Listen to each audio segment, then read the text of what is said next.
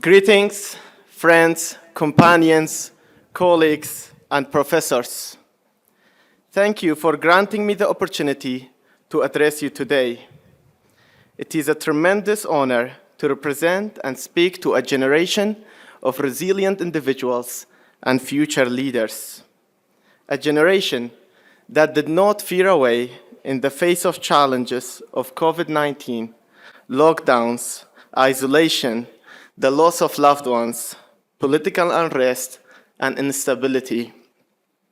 Take a moment to celebrate your strength and resilience in the face of these hardships and acknowledge your ability to overcome adversity. For there were moments when it seemed impossible that we could ever gather closely without masks and celebrate this joyous occasion. Yet, it is the precisely it is the surreal and awe-inspiring nature of this moment that gives it great significance. Believe in your capabilities, for you are capable of achieving the seemingly impossible. Now, I want to share my personal journey and how this moment feels surreal and unimaginable for me. 10 years ago, I could never have fathomed that I would be standing here as senior speaker at a liberal arts college in the United States. Who could have imagined that a child from the underdeveloped village of Tulkasab in northern Iraq, born amidst the US embargo in 1999, having witnessed the US invasion of 2003, endured the Iraqi civil war in 2007, and survived the horrific Yazidi Genocide by the Islamic State in 2014, would one day have the honor of addressing a fine institution like the College of Idaho at their graduation ceremony.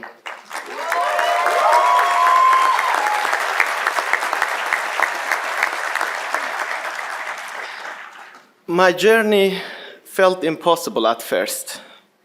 In 2017, I became one of the first Yazidi survivors to be accepted at the United World College of Adriatic. I arrived in Italy as a broken and traumatized Yazidi kid, carrying a mere $200 in his pocket. But the biggest challenge was that I did not speak Italian nor English. International Baccalaureate, being an almost fully English program, felt impossible to complete. I failed every practice exam I took at first. And when my teacher tried to comfort me, this is how I responded. I just had the harshest realization of my life. I would need 15 hearts and minds to succeed in Western academia, where I had to compete with students of excellent educational backgrounds and in a language I did not even speak.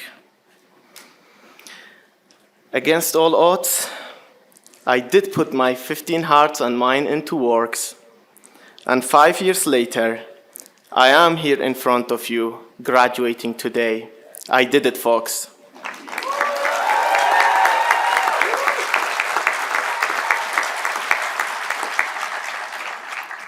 Yet, I am not the only one with such stories in our community. The College of Idaho has been home to some of the most powerful individuals I have ever met in my life. Those individuals have taught me how powerful the agency and will of humanity can be. A very fond example, I hope he's out there, Peter. A very fond example is my friend and dear companion, Peter Micah. I met Peter 6 years ago in Italy. He was a very cute and shy guy. I love you, Peter. From South Sudan. Peter did not know how to use a computer, for he never had one in his life. And I'm gonna tell you a story. This one is funny and he will be mad a little bit. I remember one time he thought that delete button in the keyboard of the computer would write the word delete, he kept clicking until he deleted his entire philosophy paper. 6 years later, today, Peter is graduating with triple majors in chemistry, biology, and philosophy.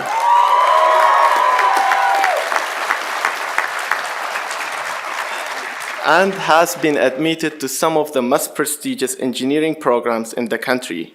Yet, the part I admire the most about him, about you, Peter, is your dedication to your family and your aspiration to build a better world, which is almost all of you guys. This is a moment of reflection for me, to be able to reflect on how I, Peter, and other people of similar formative experiences got where we are today. However, an even more crucial question arises. What do those stories signify for you, and how do they exemplify our institution? How does it impact a young person from an American suburbia to become roommates with a student hailing from South Sudan, as it was the case for my dear and esteemed best friends, Bailey Cunningham and Peter Micah? Bailey, where are you? I love you, man. And I believe that the answer to that is that when two people with different experiences come together, they offer each other the gift of learning and a new perspective on the world. More importantly, they encounter the authentic humanity of the other person rather than preconceived illusions they may have held. It's precisely this which makes the classroom and communal life unique at the College of Idaho. This is what makes our educational livelihood special. Our education becomes essential in a world where media outlets, ideologies, popular sentiments, and theories constantly bombard us with simplified stereotypes and ideological conceptions of other people. The South Sudan and Iraq you will learn from me and Peter is different from that which our media and political ideologies portray. I did not come from the land of blood and sand, as an American politician famously put, and Peter is not from the jungle of savagery. Bailey is not simply another dominating Westerner. None of us can be categorized as belonging to the third world or the first world. We all hail from the same planet, which is home to our shared humanity. The three of us came from places where families are loved and missed, where love stories unfold, and where ambitious children like us aspire to build a better world. The College of Idaho provides a community where we can connect with these deeper elements and aspects of one another. It is an education that brings together diverse aspirations. And more importantly, it helps us to accomplish those aspirations. For without the warm friendships, valuable mentorships, and sense of belonging that the youth community provides, a person like me would not have been able to succeed. I'm incredibly fortunate to have had professors who have dedicated themselves to my success and well-being. Dr. Panayotu, I hope you're out there. My intellectual mentor has always been there for me, offering unwavering support during both my failures and successes. I am forever grateful for your belief in me, even when I lacked the courage. As for Dr. Cudero, I hope you're out there too. You have not only exemplified the true essence of learning, but also continuously motivated me to achieve what I once believed to be impossible. This one is a nice example. I had the privilege of taking just one class from Dr. Gregory McElwain. I hope I pronounced it right. He came to me right before the speech and asked me, please make sure it's right, so I hope I did it. Yet, he graciously agreed to write recommendation letters for all my graduate programs. I took one class with him. There was a particular instance when I found myself in a dire situation, and despite it being late at night, I was late for my recommendation submission. I mustered the courage to request his assistance and send an email. He responded promptly and playfully to my email, saying, "I gotcha, Dler. No problem. You owe me one," with a smiling emoji in the end. Now, Dr. McElwain, it's time to fulfill my end of the bargain. Thank you very, very much.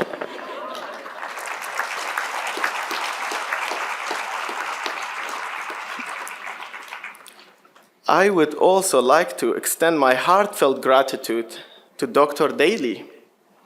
There was a time when my health was deteriorating, my spirits were low, and I felt almost hopeless about my future. In that very challenging moment, I sought refuge in Dr. Daly's guidance. He shared with me the following empowering words: "Be assured you have my respect. You are going to feel great when you walk up the step in front of Boone and collect your diploma. That's why you came. That's what you want the most.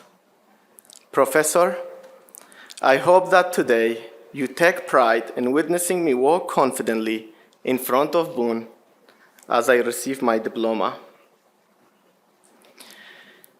Yet, it's not only the professors that I will miss.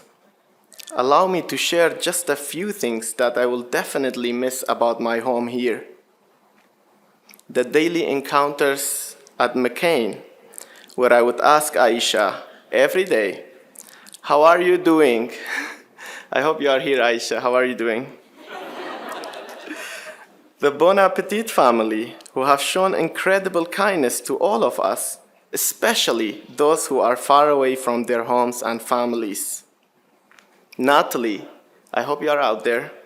Natalie and the Wellness family, who have provided unparalleled support for all of us, particularly for individuals like me with demanding and sometimes bothering personality.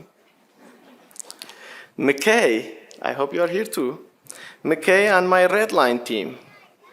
I am immensely proud of the growth and impact we have achieved over the past 2 years at the level of research, policy, making real-world change in the communities around here.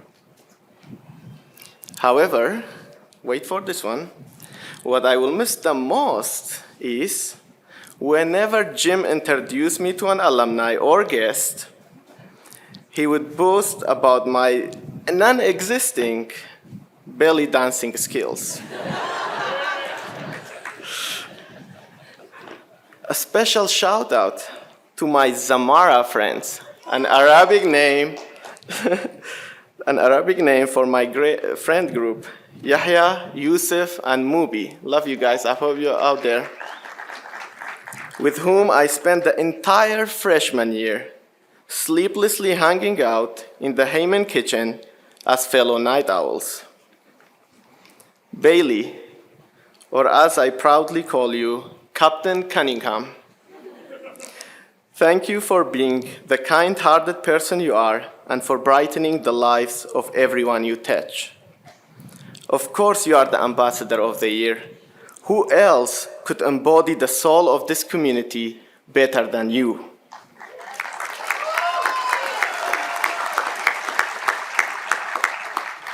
I want to express my deepest gratitude to my friend Jahona, who stood by me during some of the most challenging moments of my experience here, hospital and so on, and served as my favorite self-help guru. Man, she's a wise girl. I want to I want to express my deepest gratitude to my road trip companions, Kevin Bowie, Loiha, and Gerald, with whom we embarked on a memorable journey all the way to Ohio. 25 hours, man, that was long. To my ASCI Senate colleagues, some of you are out there, I see you. I can't help but reflect on all the memories we have created, including the million different mispronunciations of Senator Imad Ahmad Spaich's name. I hope I did it right this time, Imad. 7 out of 10, that's good. However, I'm confident that ASCI will feel the absence of my presence too. Who else will boldly cast their no vote on every bill that passes through the Senate without a contrarian Dler? These are just a few instances of the close-knit relationship that have made this place unforgettable for me. Moreover, they exemplify how the College of Idaho can provide a home for a Yazidi survivor, someone far away from their homeland and family. The college and its people provided a true home for me, and I hope it continues to do so for future generations.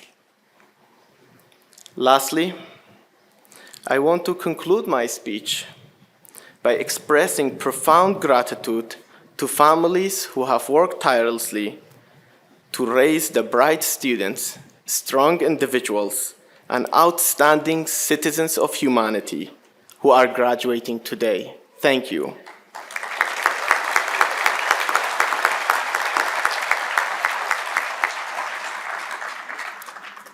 I want to convey my deepest appreciation to my mom, dad, and 4 beautiful siblings who I hope are watching me now live from Iraq. Bennett and Joy, you better be doing a good job out there. Despite all their struggles they faced back in Iraq, they have remained my strongest and most important source of inspiration.